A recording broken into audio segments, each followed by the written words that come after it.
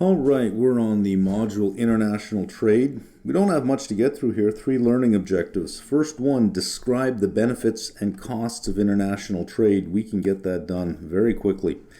Next, compare types of trade restrictions such as tariffs, quotas, and export subsidies and their economic implications. And finally, explain motivations for and advantages of trading blocs, common markets, and economic unions. Okay, let's go through some of the benefits here, and based on my bullet points here, I will put a check mark beside the benefits we're going to go through. First one, countries gain from exchange and specialization. Think of a small emerging nation that produces a lot of coconuts, but doesn't have a lot of steel. Let's get an S in there. It doesn't have a lot of steel. So it has a surplus of coconuts in its own domestic market, but it has a shortage of steel. So if it starts to export its coconuts, it can get a higher price for exports because it has an existing domestic surplus, and it can get lower prices from imports because it has an existing domestic shortage. Or, if not a shortage, less efficient domestic production.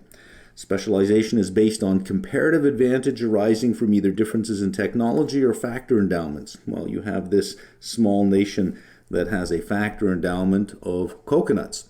It has the right growing conditions to produce way more coconuts than they need, so they export the difference, but they don't have the technology to produce steel in the capacity that they need, or with the efficiency that they need.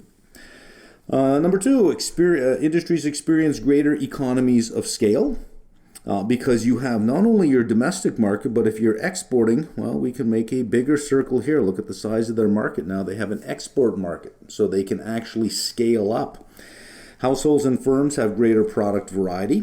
Again, coconuts are being exported, steel is being imported, and steel can be converted into all sorts of different products, right? Increased competition. Why is this a benefit? It reduces the monopoly power of domestic firms and forces them to become more efficient.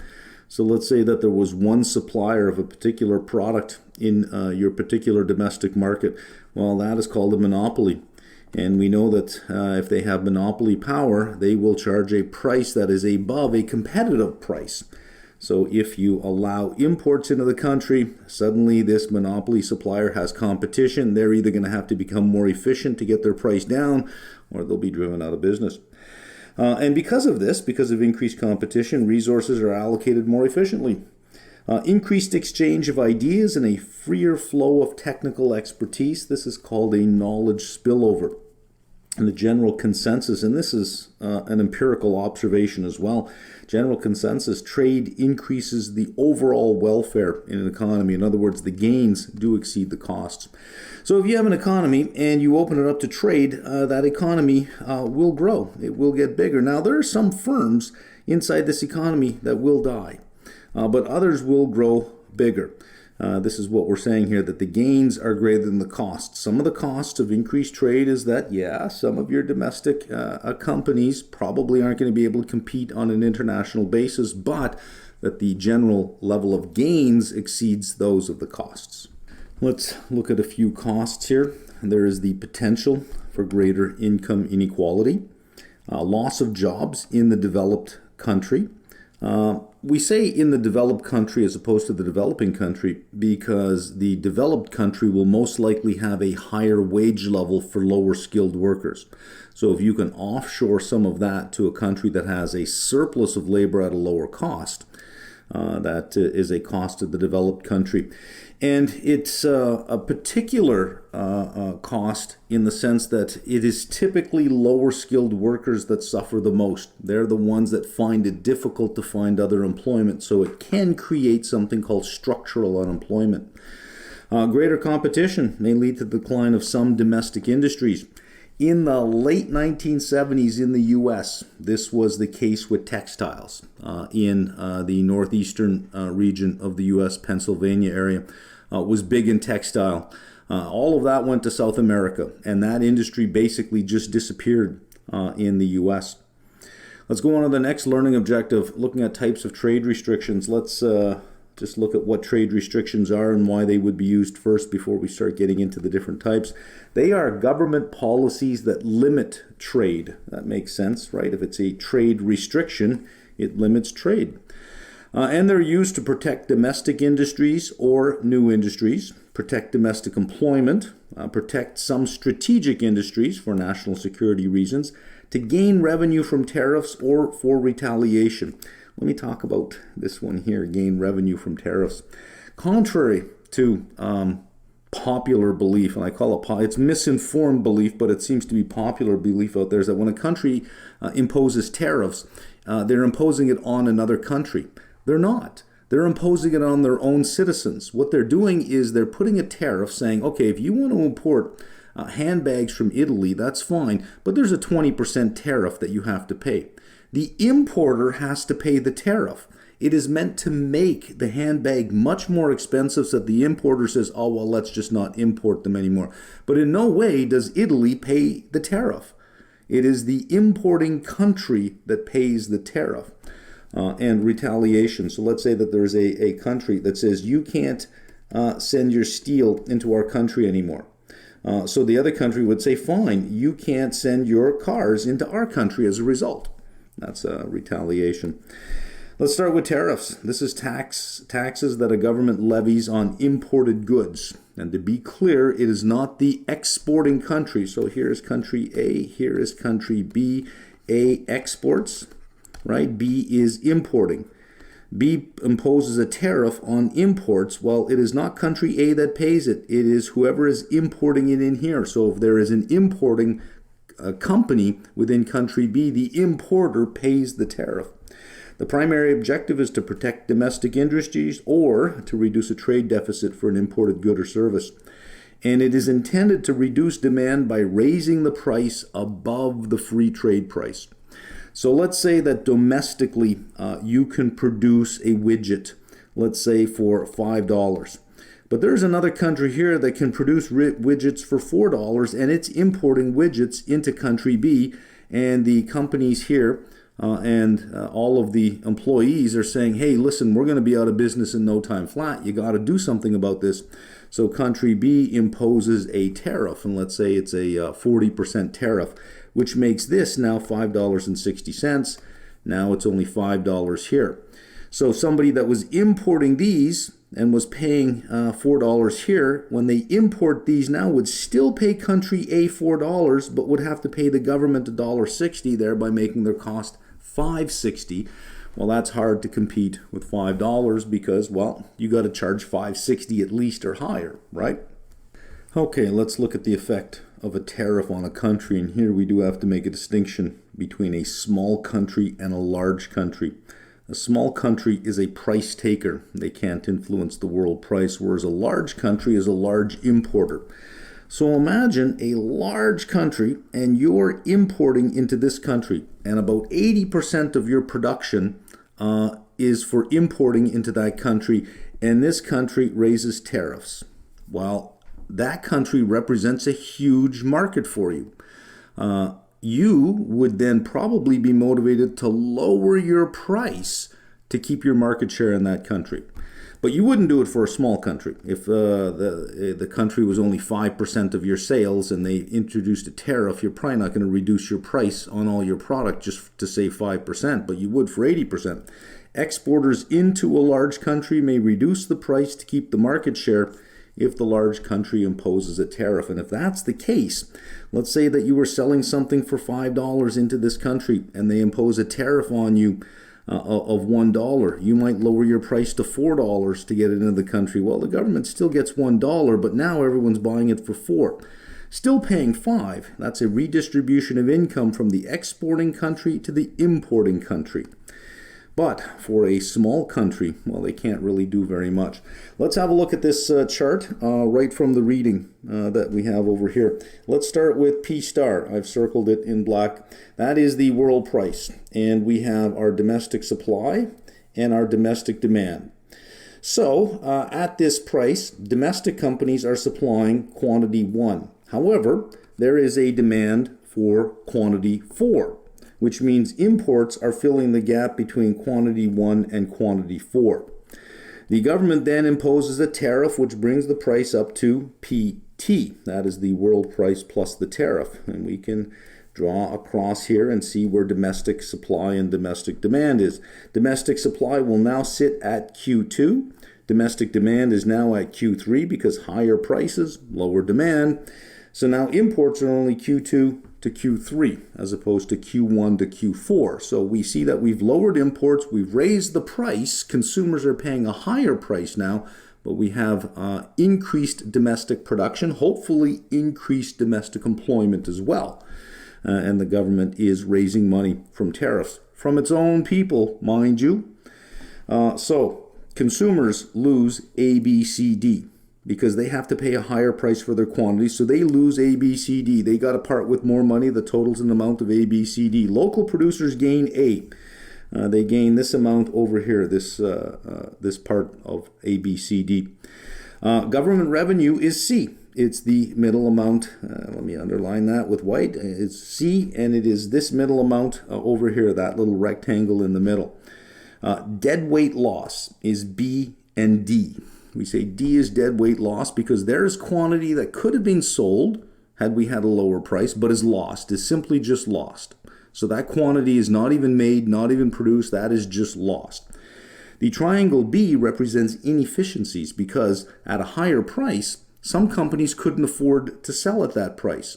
But now, at a lower price, some companies couldn't afford to produce, but at a higher price, some companies come in and say, well, if you're going to make the imports 20% more expensive, I can sell my domestic supply 20% more for more money. Now I can compete, whereas before I couldn't.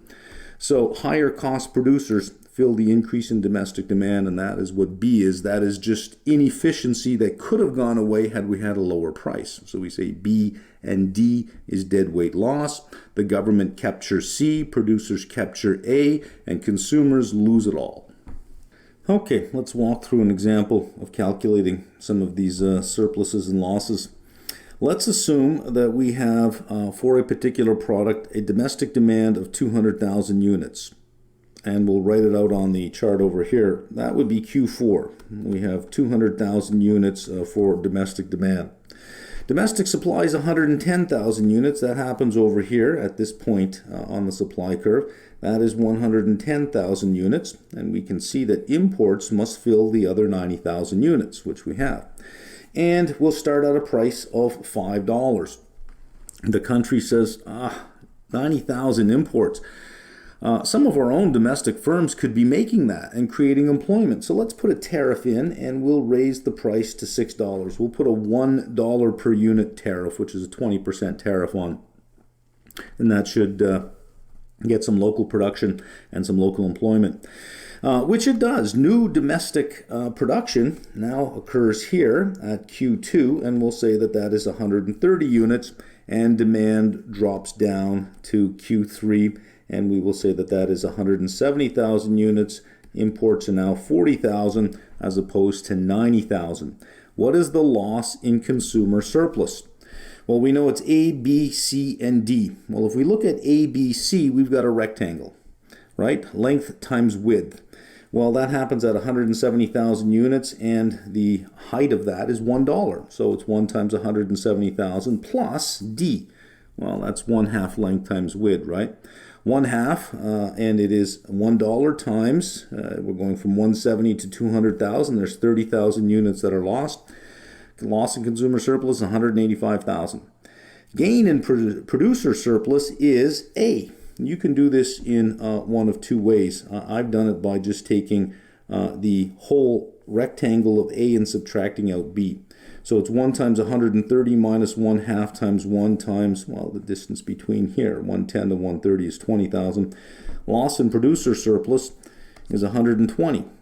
Government revenue, that is just C, which is length times width, right? So what is it, $1, and it is 130 to 170, 40,000. Government raises $40,000 in revenue.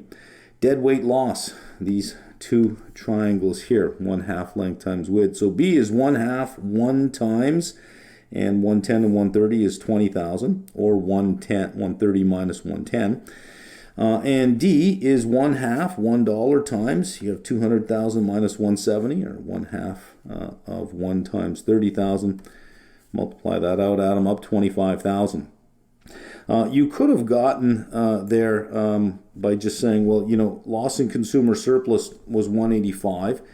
Producers picked up 120, the government picked up 40, which is 160. If consumers lost 185 and producers and government gained 160, the deadweight loss must have been 25. Next, we have a quota. It's going to have pretty much the same effect as a tariff, except all the importing country is doing is saying, okay, imports into our country, we're going to limit it to a certain number, and that's it.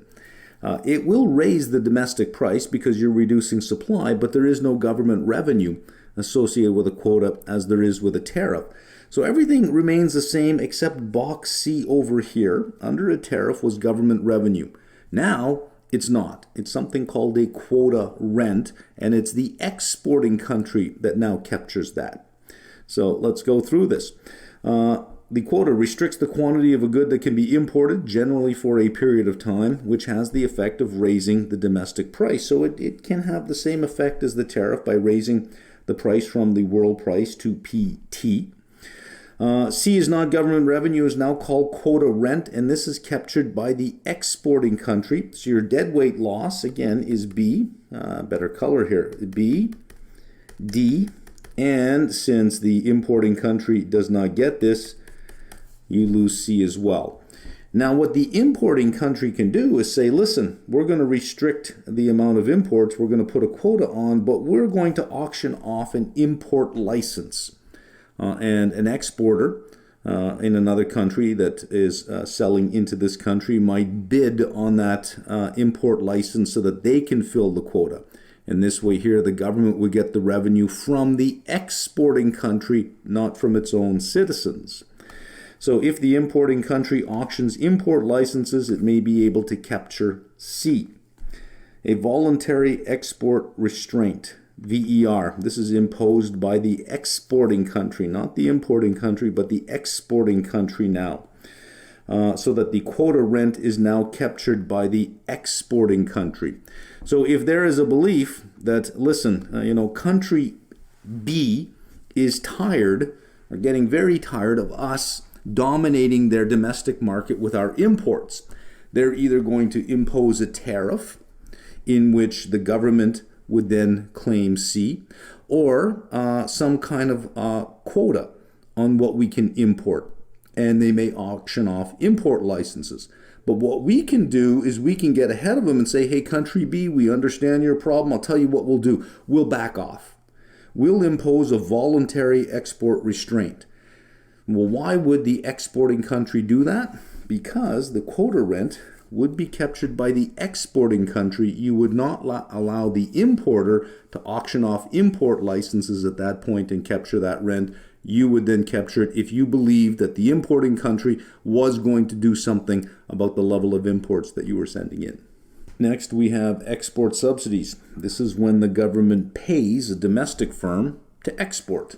So it is a payment by the government to a firm, a domestic firm, for each unit exported.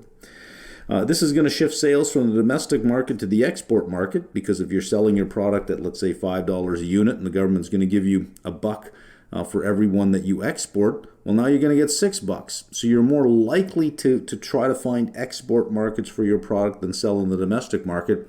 And if you can, why would you ever sell in the domestic market for $5 when you could export it and get $6, right? It raises the price in the domestic market by the amount of the subsidy. This is a small country case. For a large country case, the world price declines. Think about that. You have a country and there is an export subsidy, and it's a large country and it produces a lot of something. It's going to start exporting it, but it's going to start dumping a lot of product on the market, which will depress the world price. Think of China with solar panels, China with steel. They were accused of dumping on the world market because they were such large producers of this that when they started to export it, it depressed the world market. Countervailing duties. This is levied by an importing country against subsidized exports entering the country. So if this particular country offers an export subsidy and trade starts redirecting towards this country over here because this is subsidized, this country may go, wait, that's not fair. You're going to dump your product into our market. We're going to put a duty on that. So if the export is subsidized, then you have a countervailing duty to offset the subsidy. Domestic content provisions. This is demanding that some percentage of the value added or components used in production should be of domestic origin. Typically, government spending comes with that kind of provision, that governments, they say, okay, here's a massive infrastructure spending bill, and we'll stipulate it must be 80% domestic content. You can't just start importing all the material from other countries to build infrastructure here. It's meant to provide jobs and supply from our own particular country. Capital restrictions. And this deals with the flow of money, not so much goods and services. Controls placed on foreigners' ability to own domestic assets or on domestic residents' ability to own foreign assets. Okay, we're on the last learning objective. So let's first look at trading blocks and define some trading blocks. These are easy to remember because they're hierarchical, so that each one we get to is the one before it plus something else. So first we have free trade areas. All barriers to the flow of goods and services among members have been eliminated. Each country maintains its own policies against non-members. So you can take 3 countries and they have a free trade agreement, which means among these countries, goods and services can flow easily, but this country can still maintain all sorts of relationships with other countries, whereas this country might say, well, you're doing business with this country, we don't do business with this country, and I'll call this A, B, and C. And country A cannot dictate to country C that they must do business with other countries. Each country maintains its own policies against non-members. So non-members may have non-preferential treatment or even preferential treatment. If you then add on a common trade policy against non-members, you have a customs union. So now A, B, and C would have the same policies against non-members as opposed to each one maintaining its own. Layer on top of that the free movement of factors of production among members. In other words, not just trades of goods and services, but that labor can travel across these borders freely. You have a common market. If you then layer on top of that common economic institutions and the coordination of economic policy, you have an economic union. And if you layer on top a common currency on top of an economic union, you have a monetary union. Regional integration. Let me see if I can define this term. Let's take 3 countries and they're going to regionally integrate. That means that they have the free flow of goods and services among their borders, and they have a common, what we have up here with the customs union, a common policy against non-members. And in regional integration, what they're hoping to get done is increased trade among the 3 countries regardless of the cost. So let's say that you have country A over here, country B, and country C. And country A was receiving some product, let's call it product X, as an import. But country C makes product X. Well, country A would say, well, we're not going to take this anymore. We'll get item X or good X from country C, even if it costs more. That's what regional integration will do. Faster and easier than multilateral trade negotiations under the World Trade Organization, results in preferential treatment for members. It is meant to reduce or eliminate trade barriers. So as I drew out on the previous screen, regional integration can shift trade and production from lower cost non-members to higher cost members. This would lead to a less efficient allocation of resources. So let's define trade creation and trade diversion. Trade creation, when higher cost domestic production is replaced by lower cost imports from other members. So let's take our 3-country regional block here, and let's say country A was producing something, but it was at a high cost. country B produces the same thing at a lower cost, well, then that would be imported into country A. So higher cost domestic production is replaced by lower cost imports from other members. Overall consumption increases since the price drops. That is a good thing. That is part of what we first saw when we started this reading, that trade benefits countries because of increased specialization. That it costs me a lot to produce this stuff, but you can produce it cheaper. I'll stop making it. I'll divert those resources somewhere else, and I'll import from your country, and my consumers benefit because they have a lower cost. So that's a good thing. Trade diversion. This is the negative part of it. When lower cost imports from non-member countries are replaced with higher cost imports from members.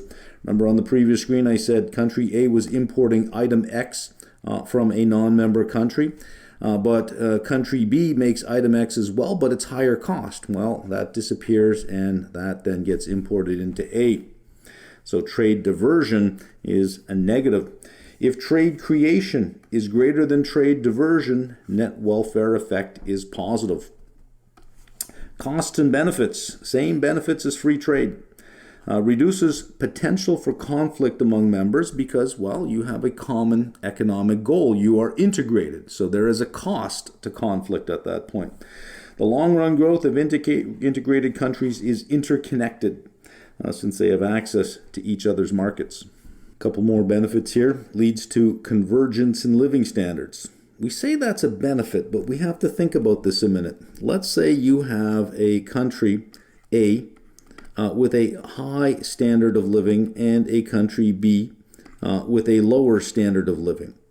And they begin to integrate. When we say there's a convergence in living standards, that means it'll bring B up, but it also brings A down. So they will converge, but that does not mean that B just simply rises to the level of A. If you have a free movement of the factors of production, including labor, well, cheaper labor can move into country A, depressing the wage level in country A, but raising the wage level in country B. Consumers do gain choice because whenever you open up your markets to trade, new products do show up. And competitive firms will gain in productivity because, well, if they don't, they'll cease to exist.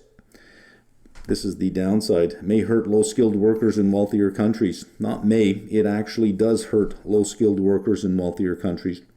May cause firm failure due to lack of cost competitiveness. Challenges to increasing trade between countries. Cultural differences and historical considerations. So let's take two countries that had an ugly history of war and conflict.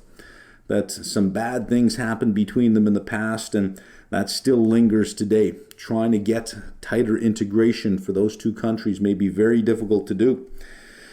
Here is another challenge. A high degree of integration between two countries will limit the extent to which member countries can pursue independent economic and social policies.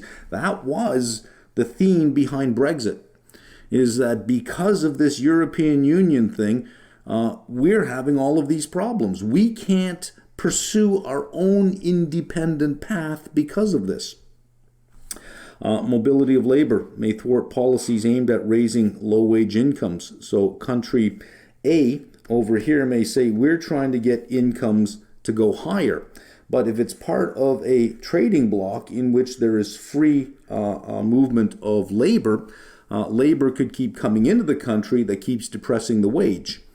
So that you cannot actually begin to raise living standards in your country because it's hard to get that wage up when you have labor coming into the country and you have an abundance of labor at that point.